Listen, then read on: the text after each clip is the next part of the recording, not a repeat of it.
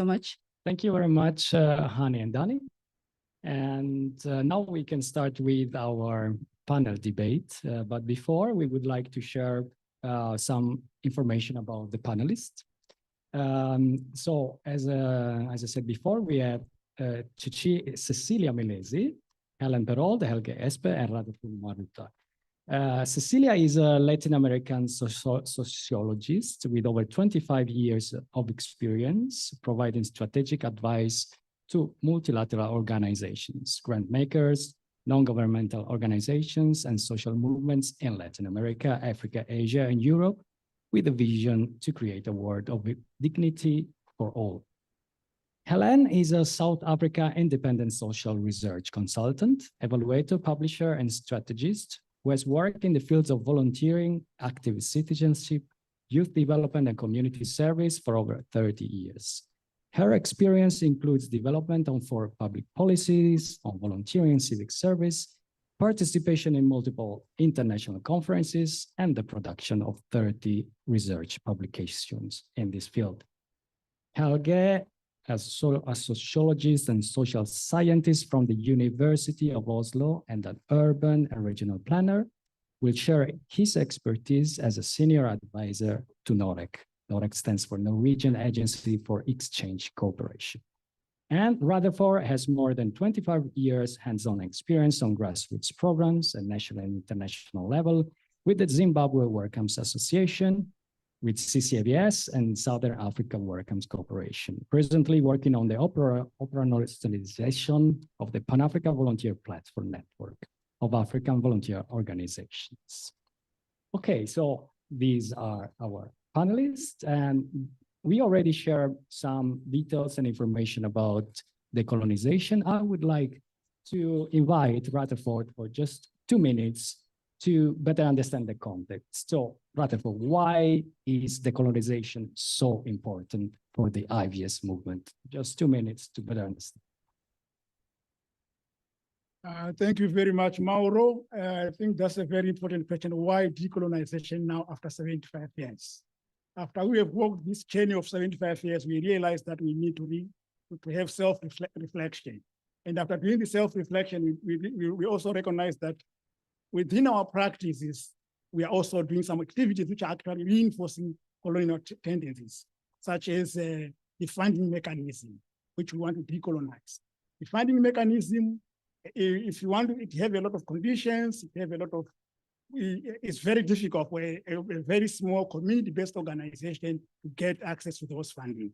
That's why we say that we need to decolonize IVS like yesterday. And that's why we're having this project within our consortium of 10 organizations. Last but not least, I would also want to highlight that we need also to raise awareness amongst ourselves that we need to decolonize, and we should decolonize together, because we cannot decolonize alone. So that's the reason why we are having this. That's why a reason why we're also bringing people from within the network and outside the network, so that we can have a collective process of decolonizing IVS. Thank you so much. Thank you, Ratherford, for this contribution, and we can start officially now the panel discussion. As we understood, decolonization is a challenging process. And we are going to ask 3 questions now to our panelists to better understand this process. We start with the first question, which is, how do donors contribute to reinforce inequality in colonial relationships or neocolonial practices? And I will leave the floor to Helge for some minutes to start sharing contribution. Yeah, Zoom. Thank you very much, Mauro. And good afternoon to all, or whatever time it is. Thank you for the invitation to speak. So my perspective on both volunteering and decolonization is one of a donor, the Norwegian government, and also the context for me is volunteering for development, volunteering as part of development cooperation. So, and particularly, of course, personnel exchange and competence upgrading through exchange of people is my particular reference for today. So Ratherford is opening up the big line of topics. I think, and I have got, I think, 4 minutes, and I have 4 points. So I will try to make them brief. I think my first point is that I observe that despite big changes in the world, volunteering hasn't made up and changed accordingly. I think many things have changed, but volunteering has been lagging behind, and especially on issues related to the colonial issues. We see in the world a quite new structure of power, a new structure of the economies, and also socially. We see the race of middle-income countries over the last 20, 30 years. We see the move from a unipolar world to maybe a multipolar world now over the last maybe decade. We have the strong bloc in the UN of the group of 77. We have the formation of southern political and economic organizations like BRICS and G20, and we have not at least the big surge in South-South cooperation as a form of cooperation that's being owned in the South. But we still see that as Ratherford said, volunteering, why are we still lagging behind with the traditional volunteering narrative, with the so-called expert from the North coming and teaching the people in the South? Of course, there has been many changes, and especially in organizations also recruiting for South-South volunteering, but not at all for South to North.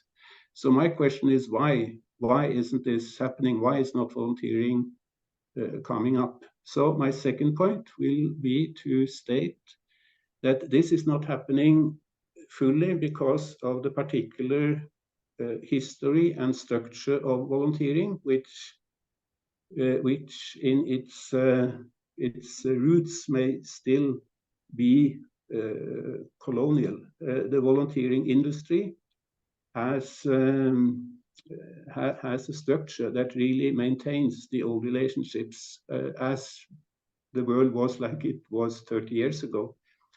There is one aspect here which may be a little bit controversial, but I would like to raise the issue of class, which has been overlooked, I think, also in the colonization debate. We see that the nature of colonization is usually that the elite in the ruling country is establishing a relationship with the elite in the country to be ruled, and this is a common interest to be kept going. So the values and the reference frames and so on from the North are being replicated as a clone almost in the global South. So you get a sort of an echo chamber where the North have people in the South who are echoing their own self-interest. I think we see that particularly in volunteering because the educational part has played such a great role.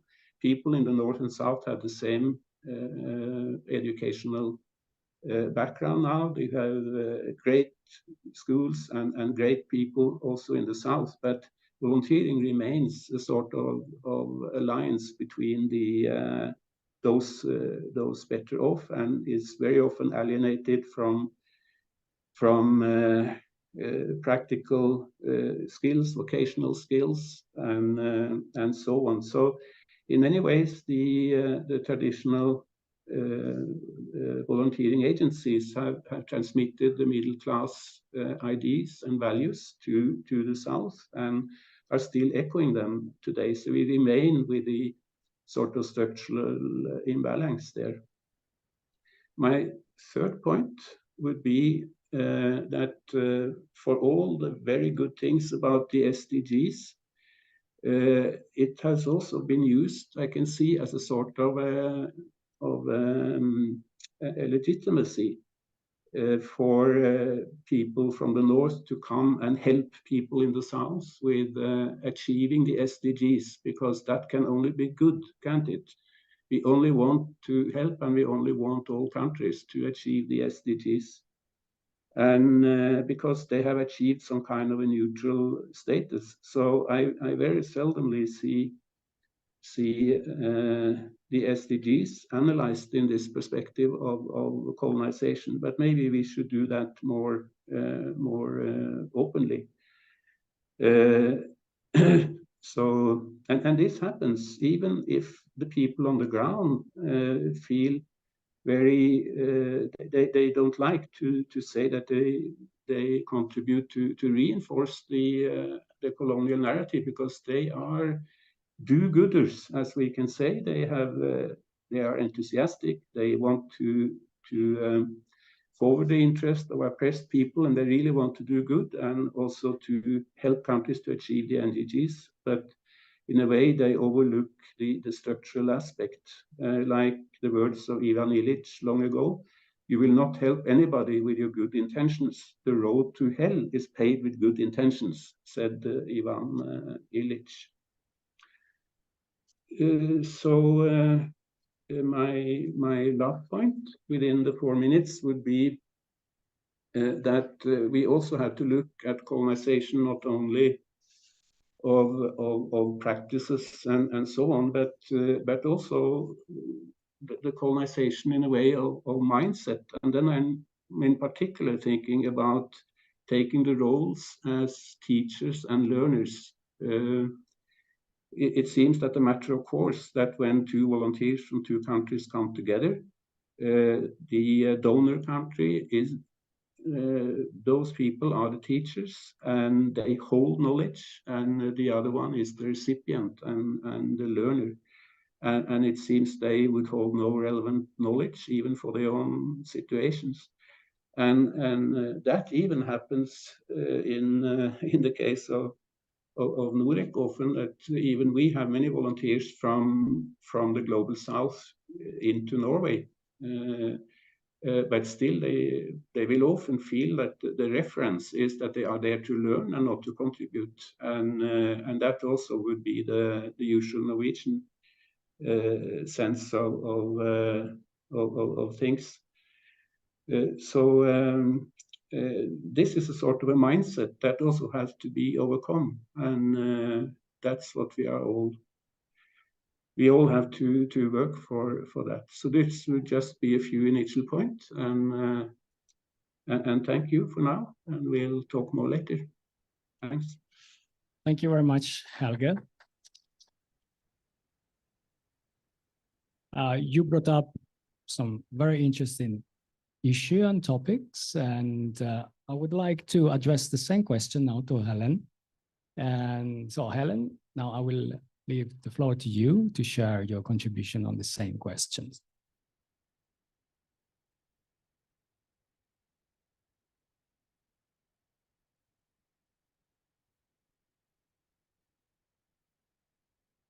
So Helen, you can start.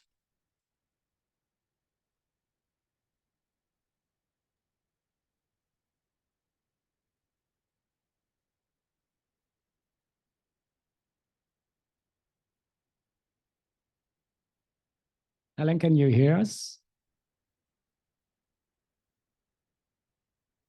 No, it seems we have some technical obstacles.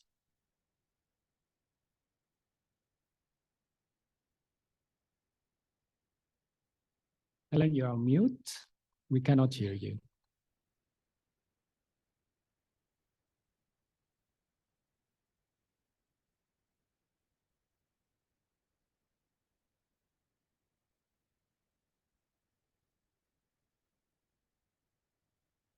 Okay, I'm waiting for instructions from the support. Shall we? Well, it seems probably we have some problem with the connection, maybe.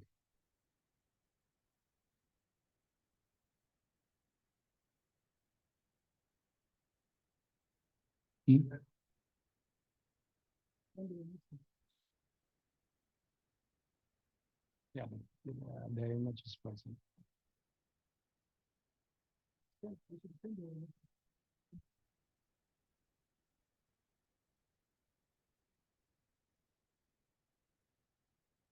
Okay, we try to fix the problem. Otherwise, we can continue with the second question. So I'm waiting for the instruction from the table. Tell me if I should continue with the second question. Okay, let's try one more time to establish connection. Otherwise, we will proceed.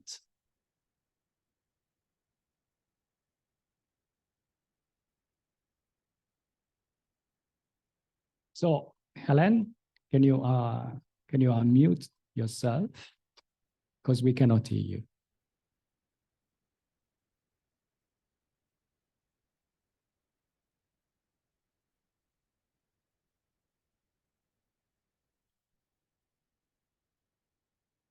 Okay, so we can continue maybe with the further questions, okay?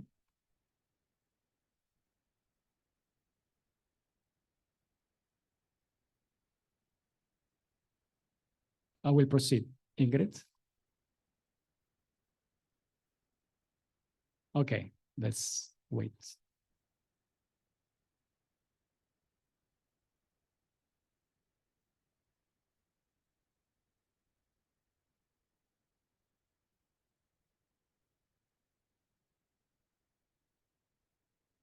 Oh, Helen, can you hear us? And can you double check that you are not on mute?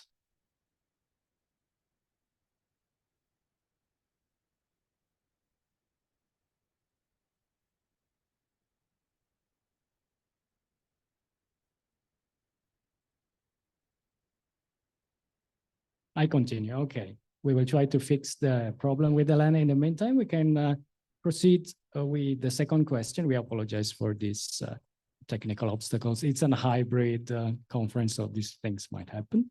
The second questions, continuing with the contributions and the inputs shared by Helge, is this: what role can donors play to contribute to a more equitable IVS?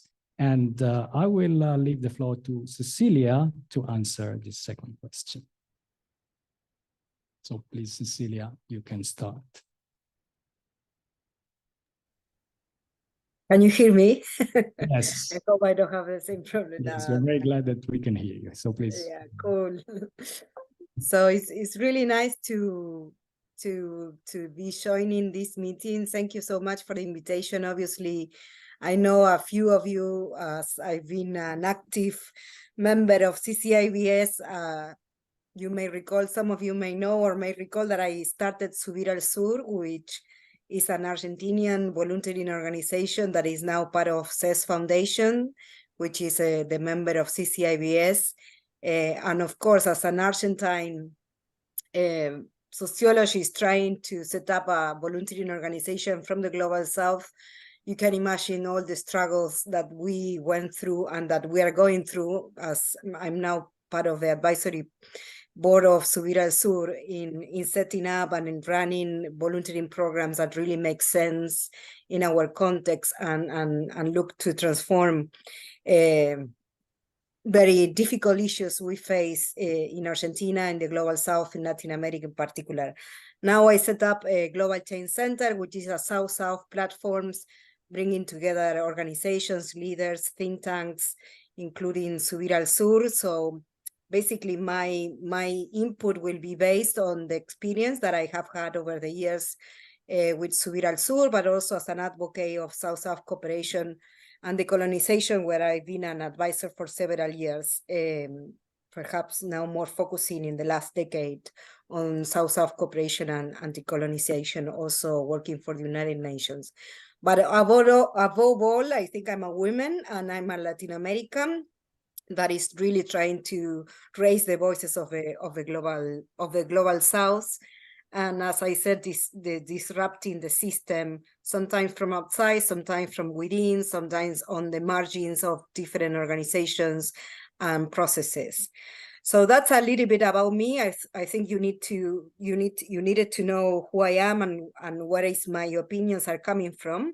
So the second point I wanted to, in regards, I mean, it's about speaking about what donors should be doing differently. But I also wanted to start by asking ourselves and challenging you by thinking, what do we need to do differently for donors, then also change their own practices following our recommendations, our advice, and our leadership. So in that sense, as Helke was saying, we are seeing that international volunteering organizations are not changing as fast as the world is changing. You can even see that in the videos that were shared here. The IVS movement, that it was very inspiring for me when I was 20-something years old, traveling, doing work camps with our colleagues in Nepal, in Hungary, in France.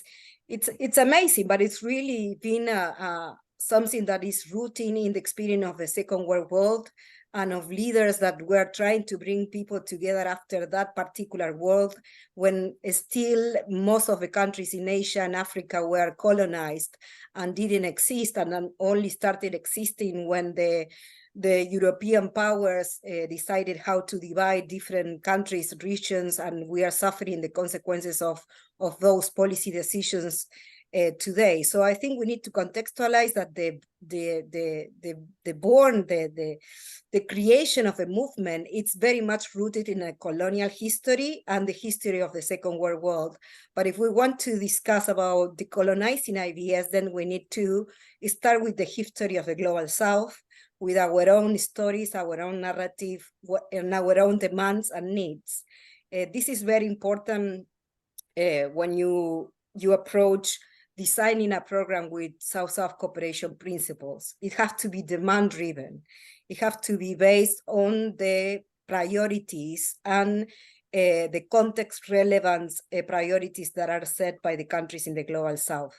So first of all, I want to then, considering this context, just discuss with you how potentially you need to rethink what's the purpose of the IVS movement. Why are we doing all of this now in the 21st century with all the changes that we are seeing in the world? So for me, and I mark this in my slide as in yellow, it's transformation and democracy more than ever. So if we are going to talk about decolonizing, is really in each one of our contexts where we work, in Argentina, in Palestine, in Nepal, in Kenya, in anywhere, what are the problems that we need to address and how we can strengthen the organizations, the leaders, the institutions that create conditions of equality, freedom, and dignity for all of us. In my view, obviously, it can also be in terms of the purpose is building peace, but we cannot just pretend that because we connect some people in a work camp or we send some experts to support this or that countries, that will promote peace.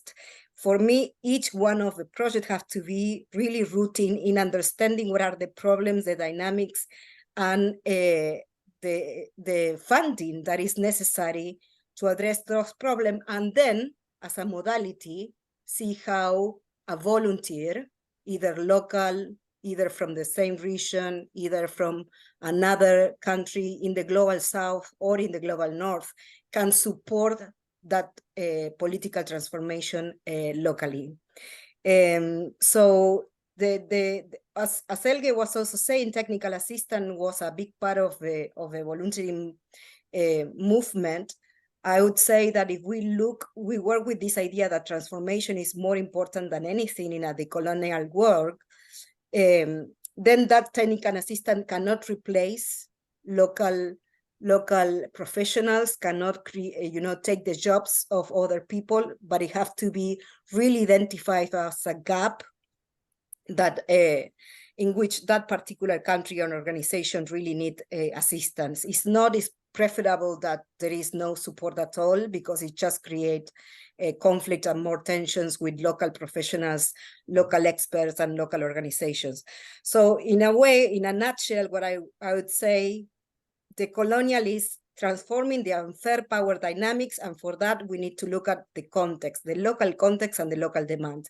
If it is about getting a technical assistance, then exactly what is the gap and why, if at all, we need someone from another country. If it is peace, then we will need to see what are the conflicts at that particular local context, not just to come back to the history of the Second World War, because for many of us, that's at the moment irrelevant. I'm not saying that it's completely irrelevant, but we need to address the conflicts of that particular country, that particular region, and ensure that the voluntariness is addressing those tensions. For example, between Afro-descendants in a country such as Colombia or Africa, or non-Afro-descendants, or between indigenous people and non-indigenous people in countries such as Argentina, or migrants of different.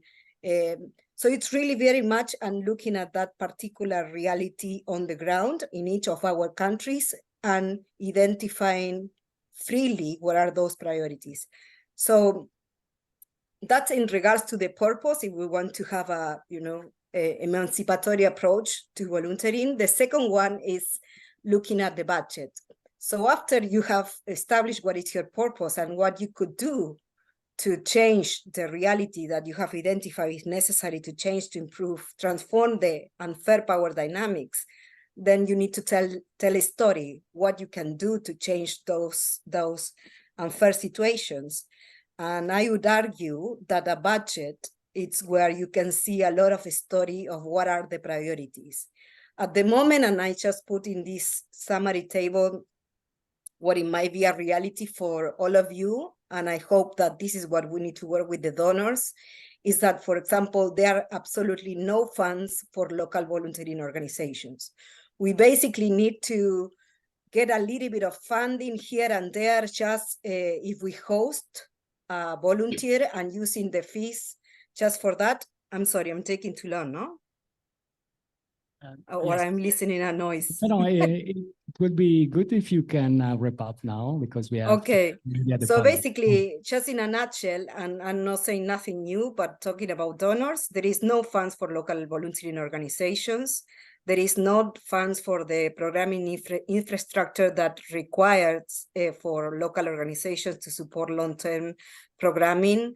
No fund for local volunteers. So basically, local volunteers, as the one we saw in your video, we saw like 6 volunteers from Europe and only 1 Palestine. Most probably the Palestinian volunteer did not receive any funding, and it's his organization neither. So all of these have to be kind of transformed. So we see a situation in which there is a fair, but it really depends on how you design the budget and be transparent and see where the money goes, and if it really goes to those local actors that are working for democracy, peace, or providing any technical assistance. And finally, just 30 more seconds. I don't know if my last, there was a last. Yeah, so basically this is just a summary. Think about the purpose. It's not longer, connecting humanity for the sake of connecting humanity. We need to be more thoughtful on what are the conflicts that we need to address nowadays. In terms of budget, I would say that as a minimum, you need transparently to show that there is a budget division of 50-50%, and that there is a funding for local organizations to empower local volunteers and local networks, and that the participants, as also Helge was saying, you need to start showing targets in which they are not a majority only from the global north, and we are just helping privileged people to continue concentrating privileges, but we look at targets in which local volunteers are visibilized, are participated with funding, and where there is more South-South exchanges connecting organizations from Africa, Asia, and America Latina. And I hope that, we can be of support in developing this type of initiative in the future. Thank you, sorry for a long. Thank you. Thank you, Cecilia. And I ask confirmation from the table if the connection with Helen has been reestablished. You can come back to Helen and give her the floor to answer both, I would say, the first and the second question. So Helen, if you can hear us, most of all, if you can speak. Can you hear me? Yes, we are very glad to hear you. So, all right, thank you. For you. Yes, my apologies. My laptop just froze at the very moment that I wanted to speak. Good afternoon, good morning, good evening, everyone. Wonderful to see you. This is an incredibly big project. And as people say in my continent, how do you eat an elephant? Piece by piece. So what you're tackling is a marathon and very, very important issue. And I'm happy to contribute in whatever way I can. What Cecilia's second last slide about the budget really set a good basis for what I wanted to say here, which was how do they contribute to perpetuating inequality? Because what Cecilia's table showed is what the status quo is. And my first point is that unfortunately, and I think Helge alluded to this very well, donors have particular interests, and regional blocs such as the EU have particular economic and political goals for their position in geopolitical power relations. So we have to contextualize international volunteering within that. And in seeking power and influence, they make decisions that meet their interests. So, for example, right now, or over the last few years, there've been massive migrations into Europe. There are all kinds of issues around that. It's drawing funds that may previously have been allocated into Global South projects, although I believe that there are sufficient resources to go around. And also, secondly, besides the interests of the socioeconomic and political power interests of the regional blocs, countries like Argentina, where Cecilia is, and my own country, are disadvantaged in terms of the categorization of their economic status by the World Bank and the UN infrastructure. So Argentina is categorized as a middle-income country, but it's struggling desperately. And recent research we did with some academics there pointed out that they just not eligible to even apply for certain international funding because of that categorization, and yet the categorization doesn't bear any relation to what is actually going on in the ground. So those are the macro structural issues that we need to consider.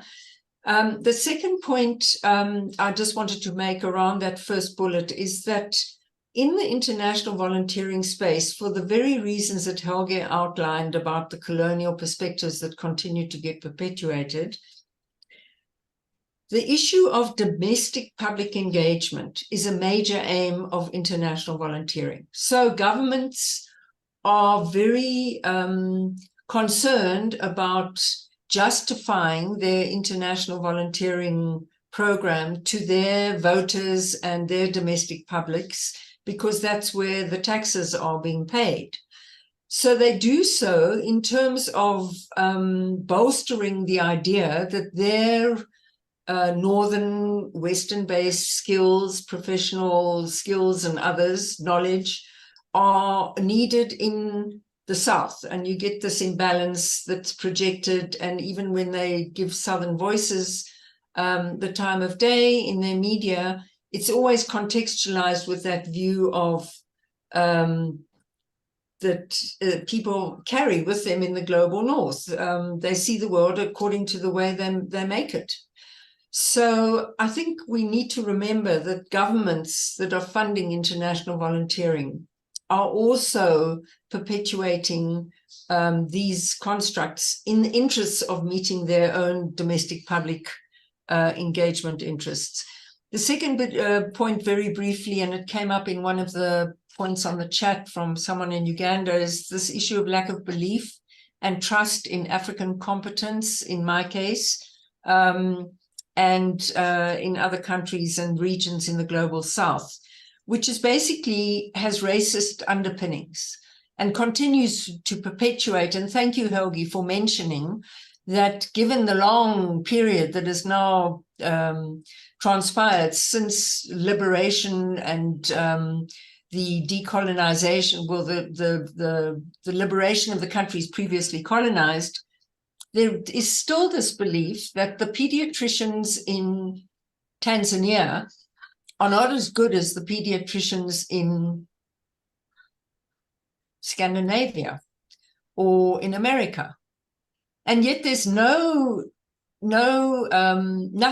is acknowledged in terms of differences in context and unique skills that pediatricians in different parts of the global south may have.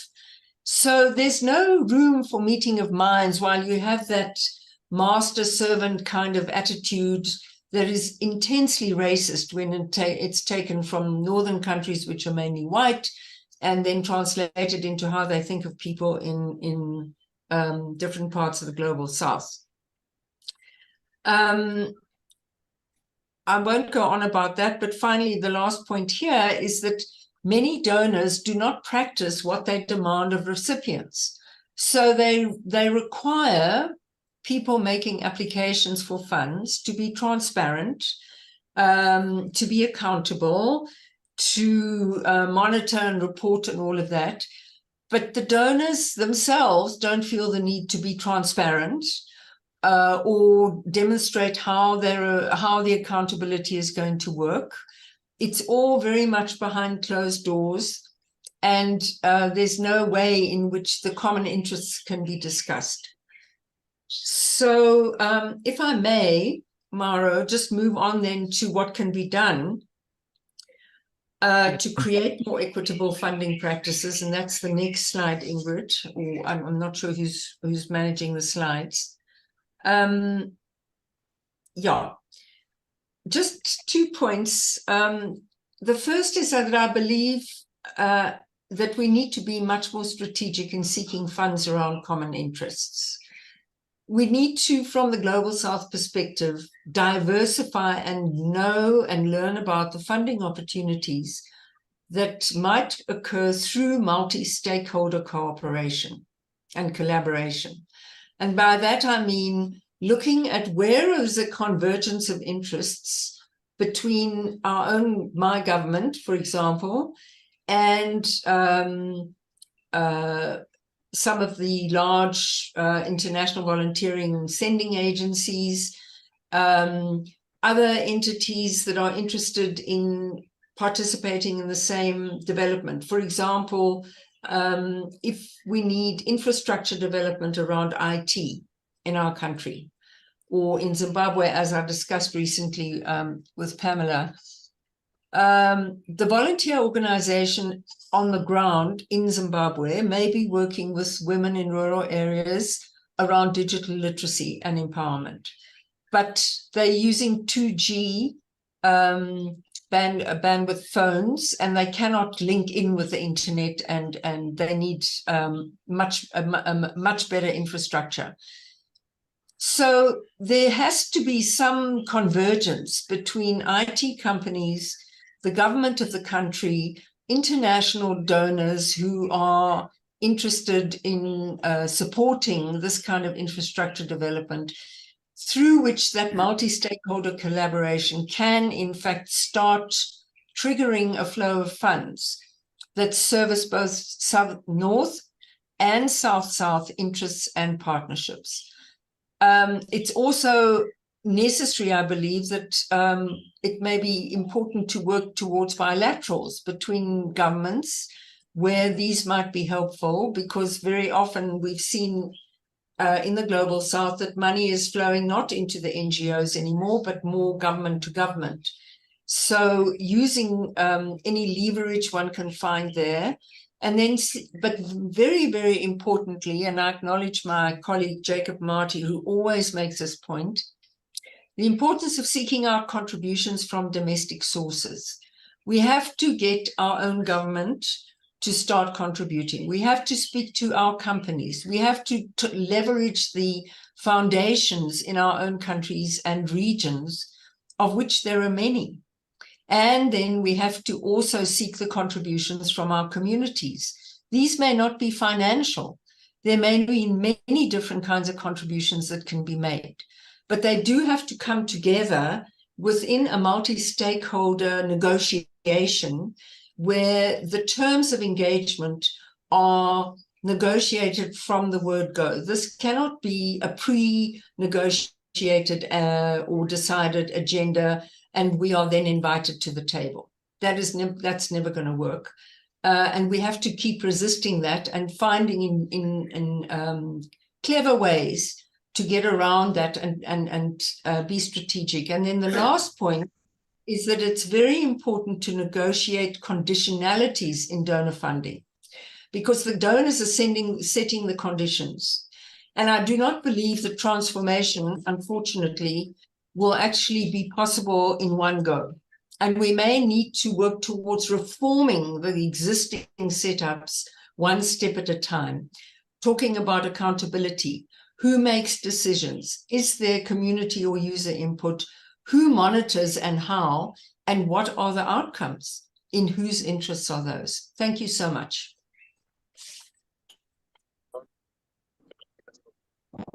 Thank you. Thank you very much, Helen. And I would ask also the same question to Helge before proceeding with the third question. So we were talking about what role can donors play to contribute to a more equitable IVS. Helge, if you can just chip in for 2-3 minutes about it, and you can share also your contribution about this topic.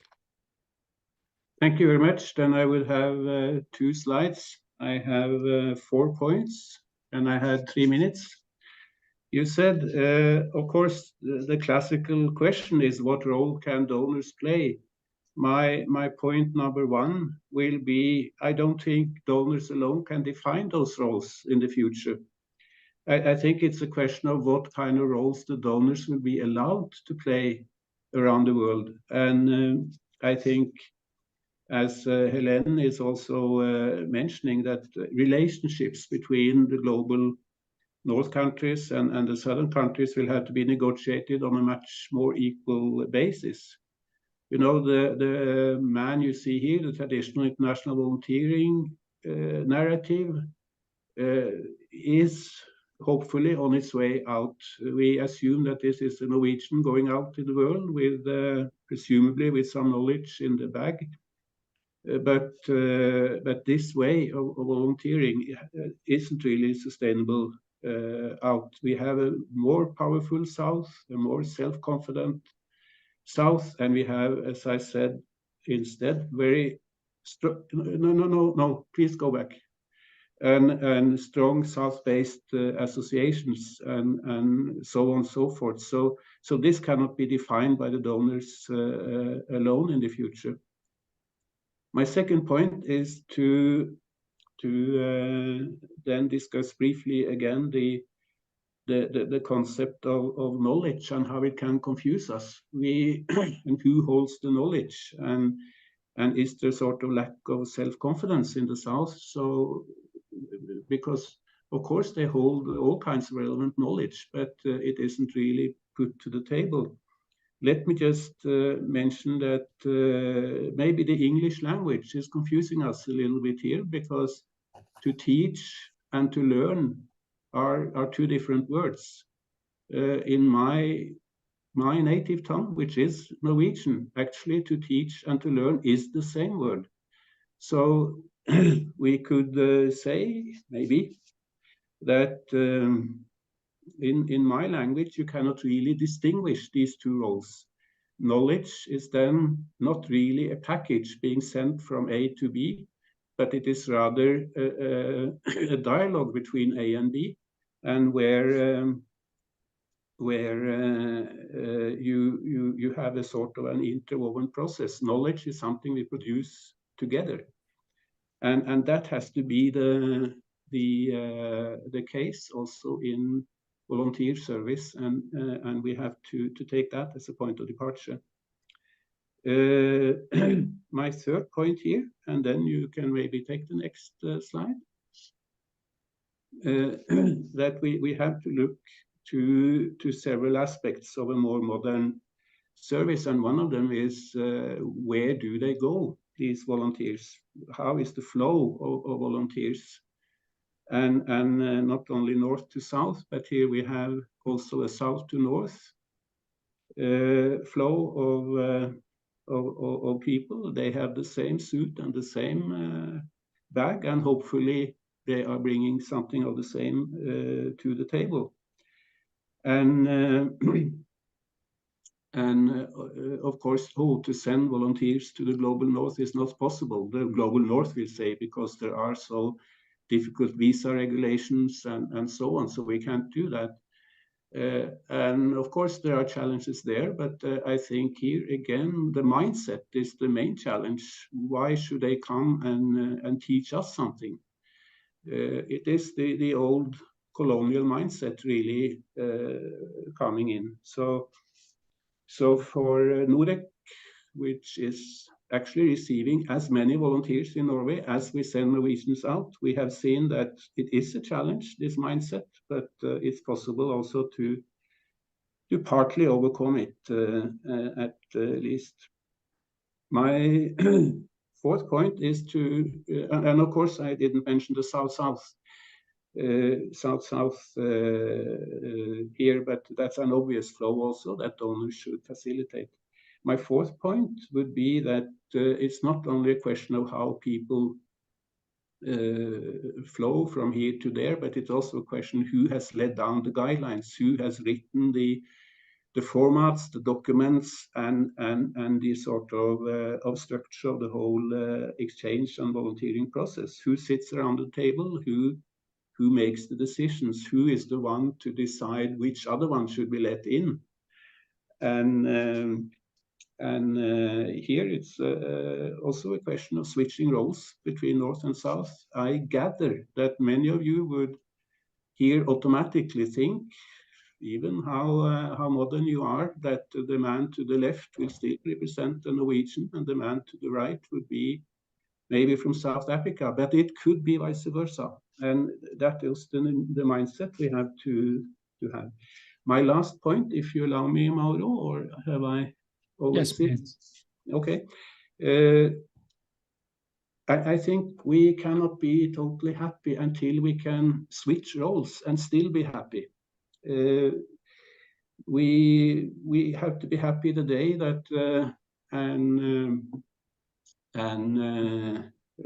organization from a middle-income country like, for example, Kenya could be, they want to have an volunteering program in Norway. They are sending a fact-finding mission to Norway. They do like people do. They go to the villages, but they stay in the main cities, in the best hotels. They think they know a little about Norway before, even if they haven't visited, so on and so forth. And they will make an assessment report of the Norwegian village, go back, make decisions at home, and then design a program before they send the Kenyans to Norway. They will course them in cross-cultural communication, all these things. And when you turn these things completely upside down, and in the end, the evaluators from Kenya being paid and being Kenyan will come to assess the impact in northern Norway and the western Norway. So the day will have to come where we have to be as comfortable with reversing these roles, and we will have to see really our own role in a perspective, which is really highly needed. So again, that's for now, and there is a last paragraph later, I think, Mauro. Thanks. Yes, we can proceed with the third question, and for this I would like to involve here our friend Ratherford. And so we heard many inputs regarding the analysis of the topic. And now we would like to change a little bit perspective. So the third question is, what does change look like? Do you have any positive experiences you can share? So I would leave the floor to Ratherford to answer this specific question. Thank you very much, Mauro. Thank you very much once again. Okay. About zooming into the future, it's a bit difficult because we'll be chattering into intermediate territories. But I would say, my point of departure, I think we need to reposition and rebalance the power structures in the future. When you move into the future, the power structures, we need to reposition the balance, and we also want to move away from our traditional mindset and behaviors of that the traditional ways of giving aid to Africa, but creating more partnership which complement each other's efforts. That's what I can imagine in the future. Also in the future, I think when you talk about funding, the conditions, the conditions for assessing that funds, it should be addressed in a way which is community driven, like what Helen has mentioned, that it should be projects should be community led, as compared where we are putting right now, we are only putting volunteers at the center of our projects, but we are removing the communities which host the volunteers. So we need to bring back the communities at the center of our activities so that the projects can be sustainable with the volunteers, because the communities are the custodian of those projects. But for the funding should be community-led as compared to the current scenario where we have the projects which are donor-driven. I think also we need also to shift our mindset and the paradigm so that approaches will give power to the communities, power to people who are on the ground. Instead of, if you look on the budget of the donors, most of the budget, if you look at it, you will see most of the money is spent on the administrative costs. Probably you get 5,000 euros, then you see the host project gets only 1,000 euros. The 4,000 euros is going into the admin costs. So which at the end of the day, the host community is asked to report back on those figures. But we have also a lot of positive experiences within the 75 years journey as CCIVS family. I would like to highlight the framework project, which we've been doing, which have actually managed to deconstruct the power structures. Through the framework project, it was hosted in different parts of the continent, in Europe, in Asia, in Africa, and in Latin America. And within that, we were trying to change the existing exchange guidelines, which is work in progress, which is positive on our side. We also had, during that project, it also brings back human first within the context of the project, because when you meet as human beings, you build trust, you build solidarity amongst others. So this is one of the positive experience which we have within the CCIVS family.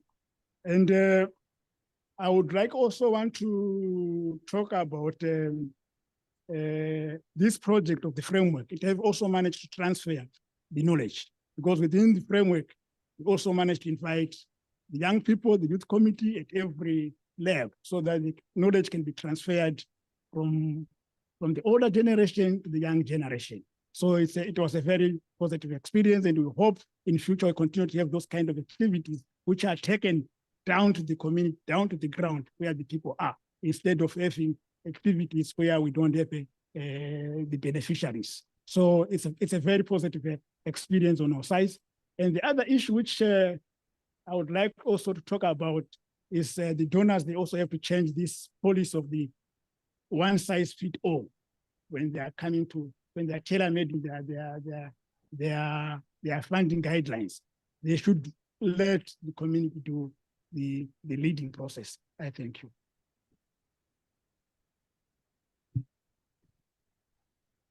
Thank you, Ratherford, for sharing your contribution. And yeah, we can acknowledge that decolonization is not something that happened just in a sudden. It is a process, and it is a long process. And I will leave the floor to conclude to Helge again to comment on this last question. So how does change look like, and if we can share any positive experience also. If you have something from your side that you would like to share, please. Thank you very much again. Well, everything is not is not so hopeless. We have to try to find a way, even if it's not perfect. So let me just present very briefly 2 projects that is funded by NORAD. One here is cooperation between an organization working in ecological land use in Kenya called Helen. And in Zimbabwe, we have a farmer association of community self-help investment, FATSIG. So they cooperate on developing and marketing their their products briefly. So what is decolonized about this project, and what is still not decolonized enough to be as frank as we can? I think first of all, it's a South-South project, and it is developed by these 2 organizations themselves. That is a good thing. It's not done with any instruction or even advice, or even with a partner professionally in Norway. It's their project. And in NOREC, we have been so lucky that we have been allowed to fund them. That's the way we can put it, in a respectful way. We also see that between them, they have sent 15 people. Both of them have sent that to the other one to stay for a year and to pick up practices of the other one, bring back home, and hence learn what the other one is doing, and at the same time contributing their own knowledge. So there is this equality and reciprocity in the concept of knowledge. What is not decolonized about it is, of course, that NOREC is the funder in the north, and the sort of formats and administrative setups that are around the project is developed by NOREC. And we can fund or not fund, but if we fund, there are certain regulations of planning, budgeting, reporting formats, and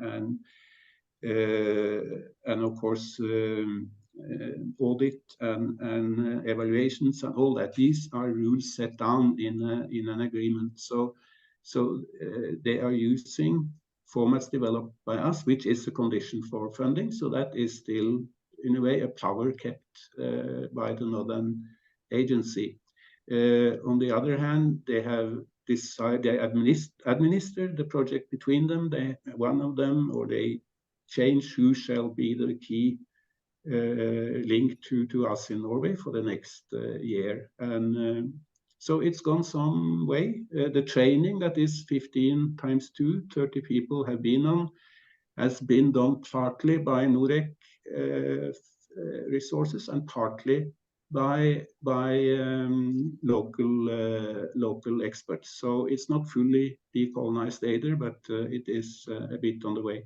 And if you take the last slide, we can say that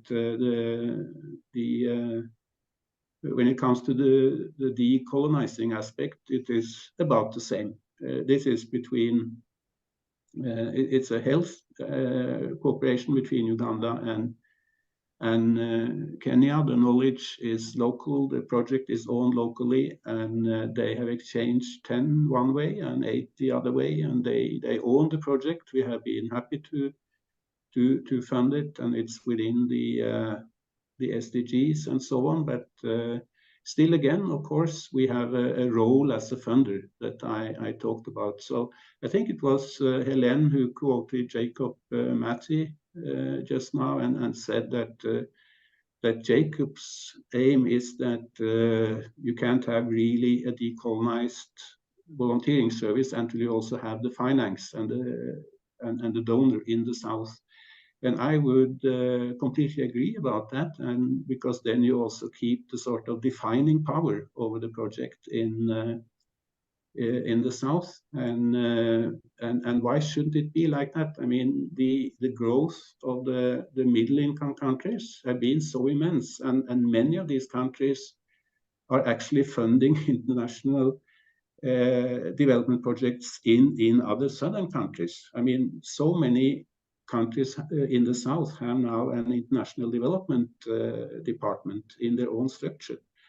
And they fund a lot of things, but very seldomly an international volunteer service. That they don't do. So there is a job in the south to also go on their own governments to get the full control of that. So that, I think my time is up. Thanks. Thank you very much, Helge, for this final contribution. And let me thank again our panelists for the precious and also punctual contribution, because we are perfectly on time. So in spite of all the difficulties that we had, you really did great. So thank you again, Helen, Cecilia, Helge, and Ratherford for your contribution. And we can close now the debate, the panel debate. I'm very much intrigued about what Yorgos have been doing. It is really amazing. The artwork is still unfinished. It will continue also during the second session, but we will have the privilege to have visual minutes, a visual report, which is really great. So while our panelists were talking, Yorgos was visualizing, and it's really great what we will have at the end. So it's really amazing. So thank you, Yorgos, for putting into art our contributions here. So again, thank to our panelists.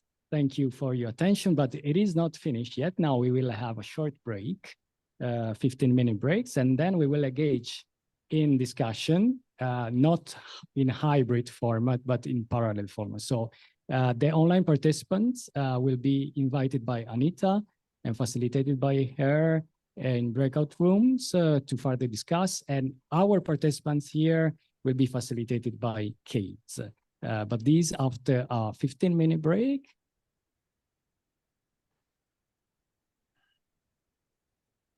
Exactly. Okay, so I will leave the floor to Anita now to share some information. So Anita, please, you can go on. Thank you. Hi, everyone. I just introduced myself very briefly. I'm Anita, and I'm part of the Decolonising think tank. I've been part of the IVS movement for over a decade, and I just finished my PhD that was also 6 years research on a lot of what we have been talking about today. And recently my role in this project, in the Decolonize project, has been the one of participating and facilitating in the creation of a self-assessment tool that NGOs can use when they collaborate with each other, regardless of their positioning in north, south, east, or west.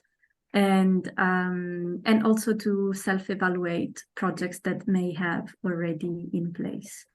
And so in the second part of this meeting, we're going to look at that and just share all the possible strategies, all the attempts and our imperfect ways to start the decolonizing journey. And that's it pretty much. So thank you very much. Thank you, Anita. So if the table confirm, we can start again at 4:15. Is it right? Okay, so we can have a break now. Thank you.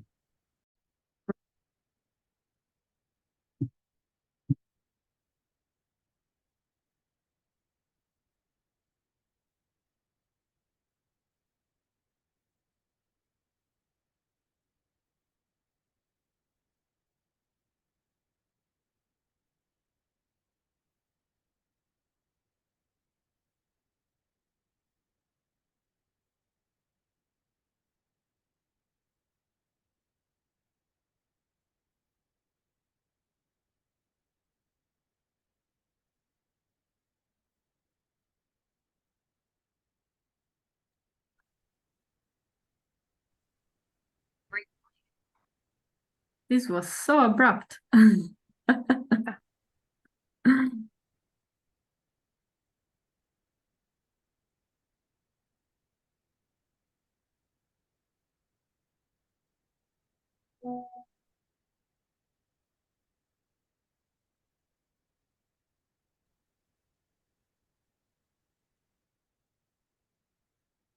So, welcome back, everybody. I'm just checking with the people in the Zoom here. And we will wait 2 more seconds. Yeah, maybe there is a bit. Okay, welcome back. So, yeah, friends in the plenary and also our participants online.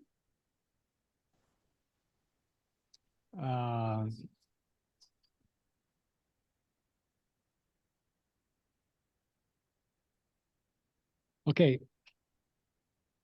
Ingrid, if you confirm, we can start just 1 minute. Okay.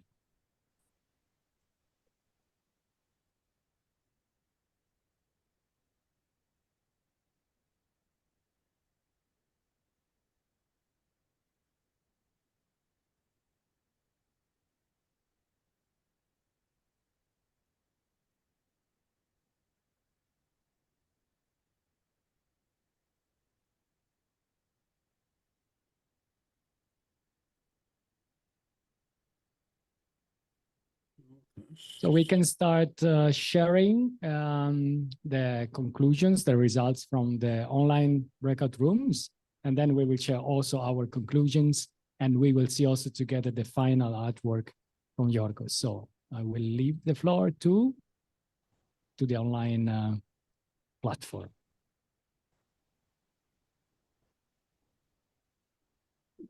Okay, so from better if you are first group. Okay. Yeah. Yeah, will- we were really in the middle of the discussion and then it just got interrupted. We could go through part of part one of the self-assessment too. And I don't know if anyone that participated wants to share. We didn't organize any sharing, so it can be spontaneous like that. Or yeah, I will give seconds of maybe.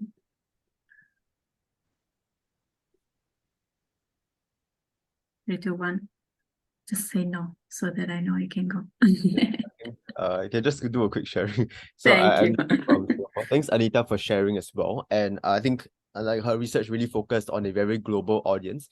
So I think it's very important to have global conversations nowadays. And I felt that, you know, bringing up topics which allows both parties or multiple parties coming together for a long-term partnership, right, and opening up a very honest and complete discussion is important. So, you know, I think self-organizing toolkits are something of importance because it gives the people at the discussion table a voice and also the ability to facilitate a discussion. So I think these toolkits are something important and definitely keen to see how this works on a global landscape, right? And coming from Asia as well, to understand how some of these come into play in some conversations that are actually less discussed within different countries within Asia itself. So yeah, I think that was what we briefly could chat about during the limited time that we have. So thanks, Anita, for that. Thanks, Nikki, for sharing. And yeah, as I said, the tool is in a draft form for now, and we are collecting feedback from the organization that participate to the Decolonize IVS. So if you are one of those organization and you didn't send the feedback, this is a reminder and a kind one. And if any of you is interested in it, as it was written in the chat, maybe you can just write down if you're not part of our newsletters or channels. And I think Giulietta was sharing the channels that you that will be used to update you on this self-assessment tool. And I'm very grateful for the conversation we had, and I'm looking forward to hear what the other groups talk about. Okay, so thank you very much, Anita, and the participants online. So we can continue with the contribution from our participants here, and we would like